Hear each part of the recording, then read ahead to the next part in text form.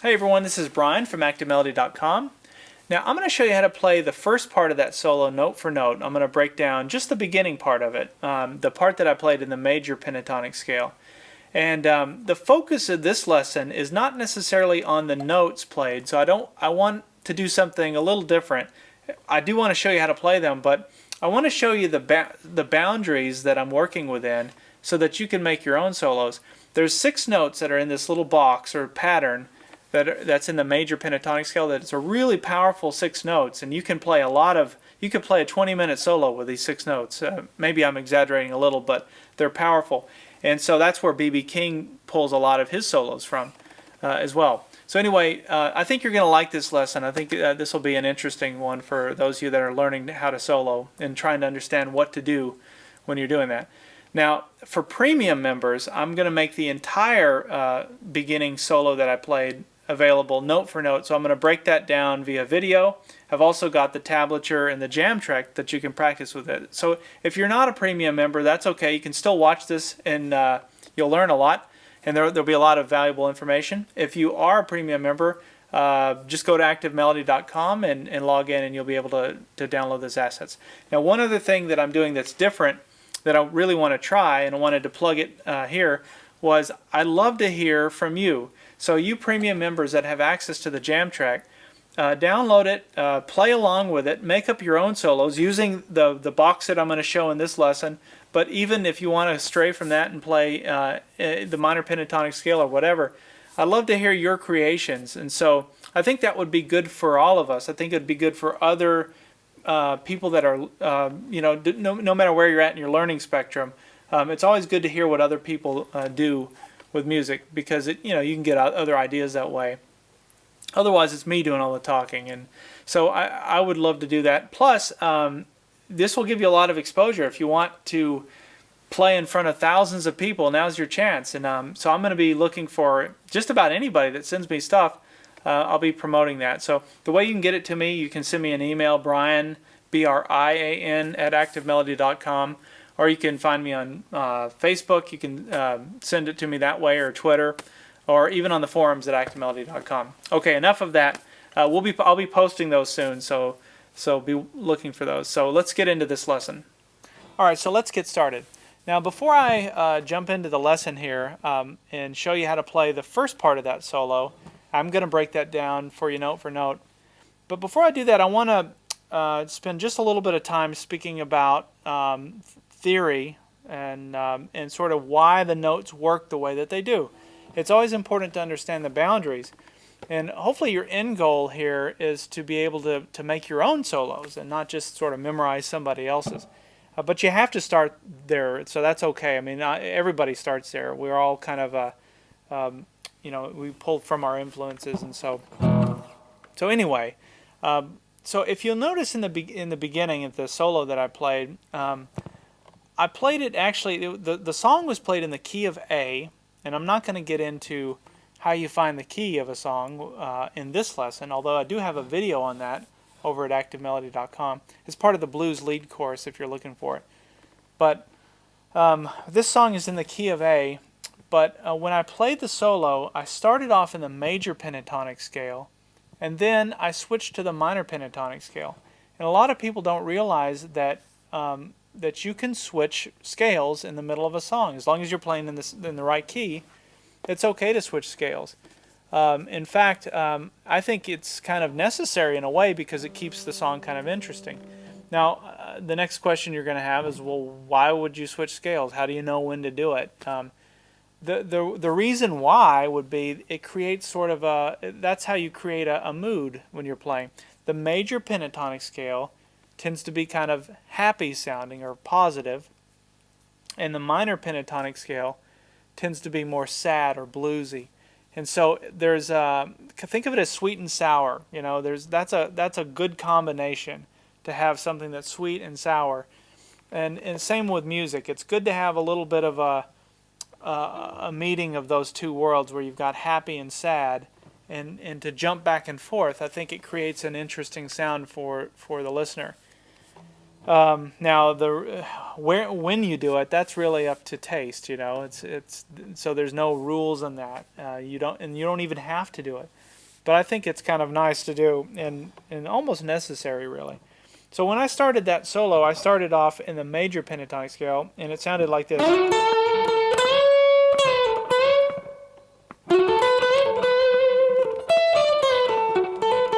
So really kind of happy sounding, positive, if you hear it in context with an A chord. And then I switched to the minor pentatonic scale.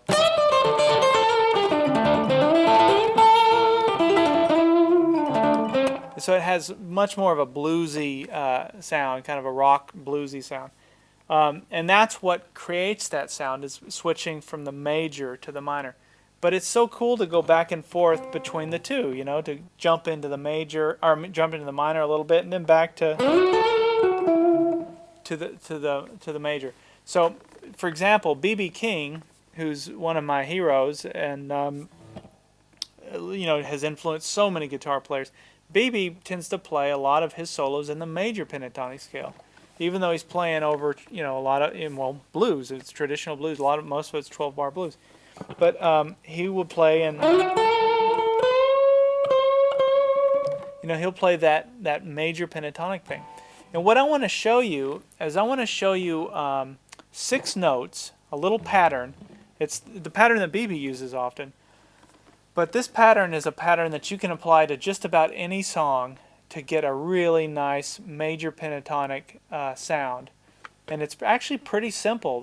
There's not that many notes. You could play an entire 20-minute solo with these 6 notes. I mean, maybe I'm exaggerating a little. Well, no, you could. It might get a little boring or repetitive, but my point is there's a lot of substance in these 6 notes.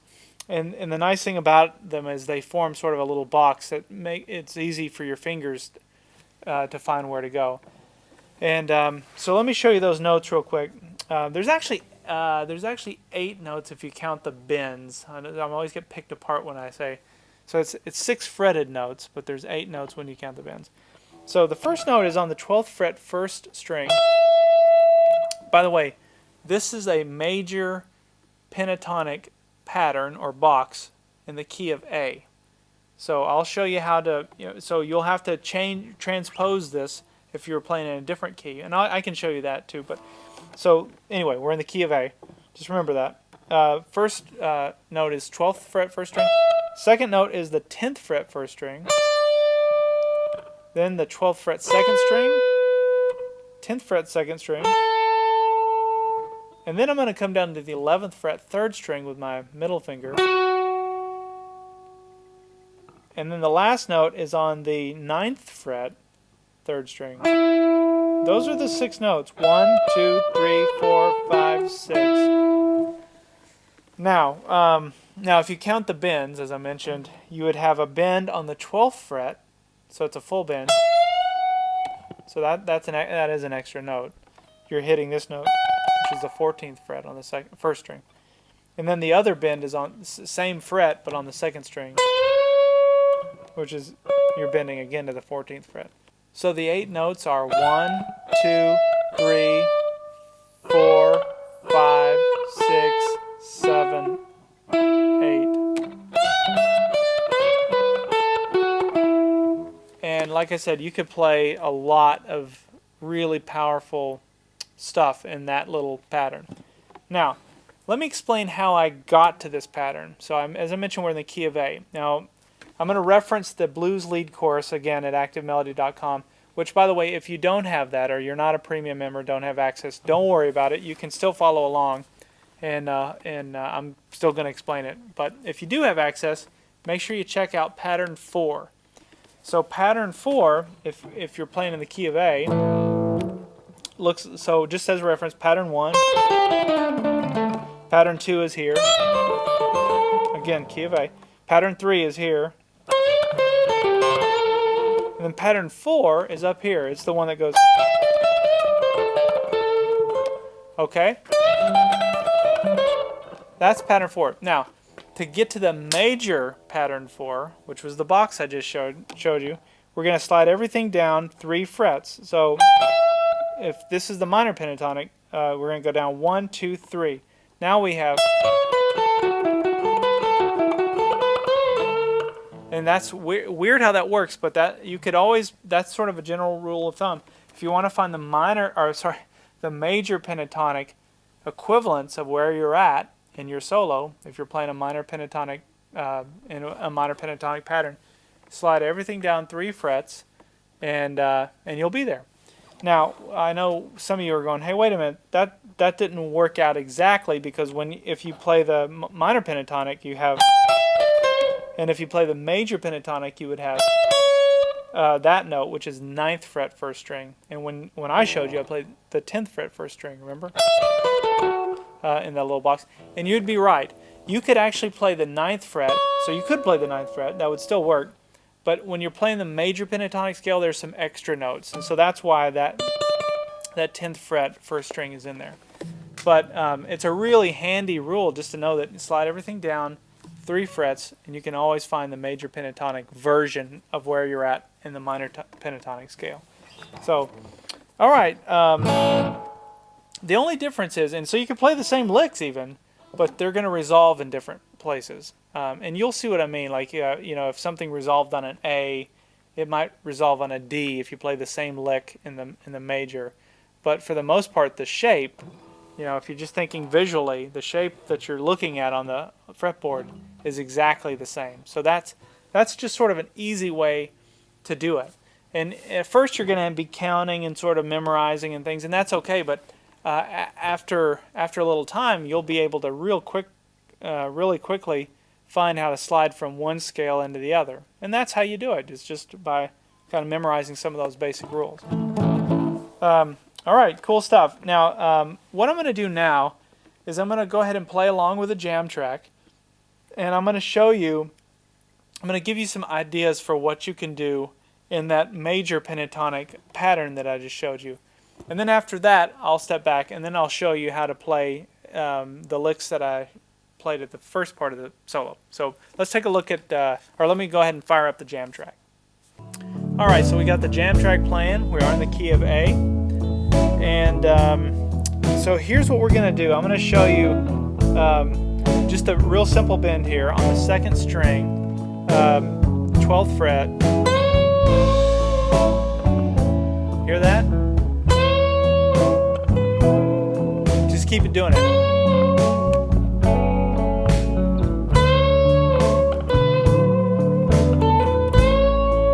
Notice it just keeps working. Isn't that great?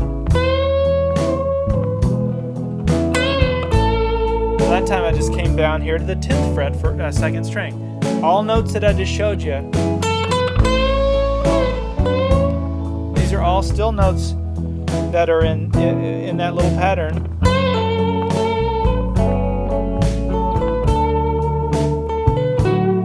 See, that time I came down to the 11th fret. But start playing with that. Just start seeing what you can do.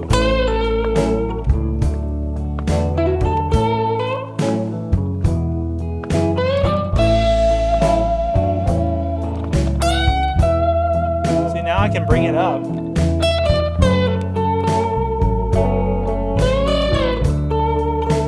Eric Clapton lick. Isn't that great? And then you can do these kinds of things.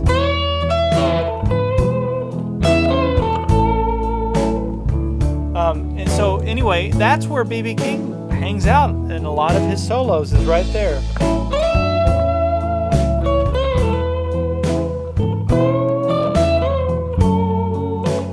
And just start to get creative with it and see what you can do. Now, I'm going to go ahead and stop the jam track, show you how to play that first part of the solo. All right, so let's take a look at the first part of that solo. Now, what I started off with was those notes, and I'm starting there on sliding in with my middle finger to the 11th fret 3rd string. Remember, these are all notes that we just covered. Then I came here to the 10th fret 2nd string with some vibrato. So if you're having trouble with vibrato, some people do it this way. They rock their wrist this way. I like to push it up and down. There's no real right answer. You can do it either way, but But just practice that. Practice trying to get a nice clean vibrato. If you can't do it in the beginning, that's okay. But, so that's the first 3 notes, I guess. Then I put my ring finger down on the 12th fret, 2nd string, and I do a bend, release, and a bend like this. So it's a bend, release, not a full release, just enough to give it a little bit of a dip. And what I'm doing there is I actually use kind of all 3 fingers to push when I'm doing a bend. You can see that the fretted finger, or the fretted note rather, is on the 12th fret.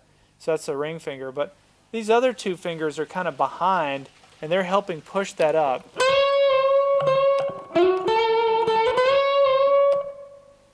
Okay, so then after that I play. And what I'm doing there is I'm just kind of repeating what we just did. So I'm going here, here, here. We already did those. We just did those 3 notes. And then I do a bend, full bend on the 12th fret, 2nd string, back to the 10th fret, 2nd string, and then back to the 12th fret, 2nd string. So.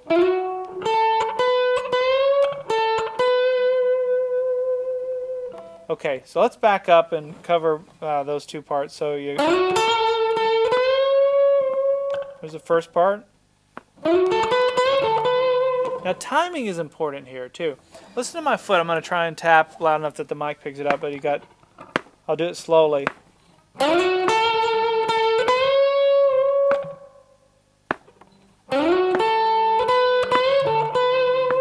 See how you're playing a little bit ahead of the note, or ahead of the beat rather?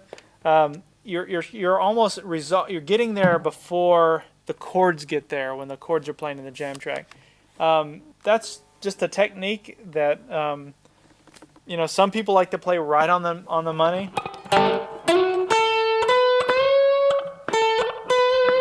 To me, that's a little, oh, what's the word? I don't know. It doesn't seem to have a lot of soul, I guess, to do it that way. But you know, there's a time and a place for it. But try and come up with your own thing. You know, that's how I do it. I like to play a little bit ahead of the beat.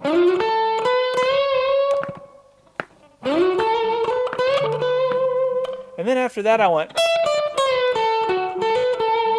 And what I did there was I just came up to the 12th fret 1st string. Then I came to the 10th fret 1st string. Those 2 notes. And then what I do is I come to the 12th fret and I go ahead and do a bend, but I don't play it. This is what you call a pre-bend. You go ahead and pre-bend it and get it into position. And once you're in position, then you pick it and you release it. So it sounds like this. See how I'm pushing it into place without picking it, and then I pick it. And it gives you almost like sounds like a pedal steel or like a slide or something, but so that's what I'm doing there. So I'm doing a full bend on the 12th fret, a pre-bend, and then I do a release. And then I come down and play the 10th fret 2nd string. So altogether those 4 notes are. Then I take my middle finger back down here to the 11th fret 3rd string. Then I come up to the 2nd string and I do a hammer on between the 10th fret and the 12th fret like this. And then I land on the 10th fret 2nd string. So those notes together slowly are.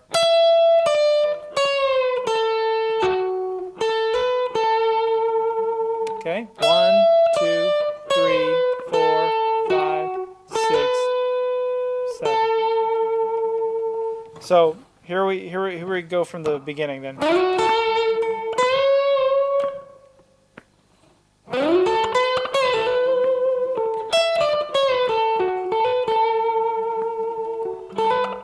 And what I did there to kind of, it's almost like you're singing and you're running out of air. So I played, just kept the vibrato going, and I hit it a few times. I went 1, 2, back down to the 11th fret 3rd string, and then did this little hammer on again. So, okay.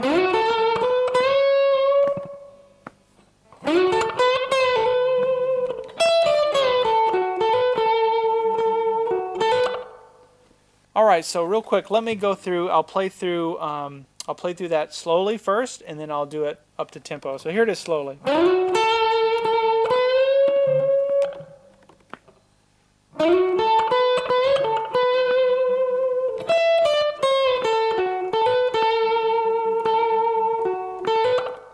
And here it is up to tempo.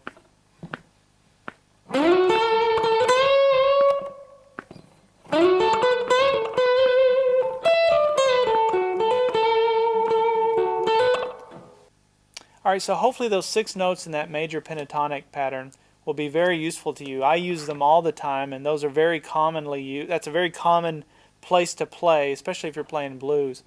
And so just become very familiar with those 6 notes and those the 2 bends. You know, and also try playing that. Use that same pattern. Here's a good way to practice it. Try playing that over other songs. So turn on the radio and see if you can figure out how to play along with whatever's on just randomly, or you know, play a country song, or you know, just try some different things. You don't just stick to something in the key of A, because that's how you memorize those notes. Try and transpose. So for example, if you're playing something in the key of G, you'd be here. And so it's just a matter of, you know, you'll memorize it over time. You'll memorize where to go. But in the beginning, just kind of fumble around with it and find the key that you're in and see how you can create solos using that pattern. One last plug, you know, if you're not a premium member, make sure you go check that out at least over at www.activemelody.com, and that's where I'm gonna, for premium members, you can watch the rest of that solo that I played in the intro. I'm gonna break down the entire thing, but and also provide the jam track and the tablature. That's all I have for this lesson, and we'll see you in the next one.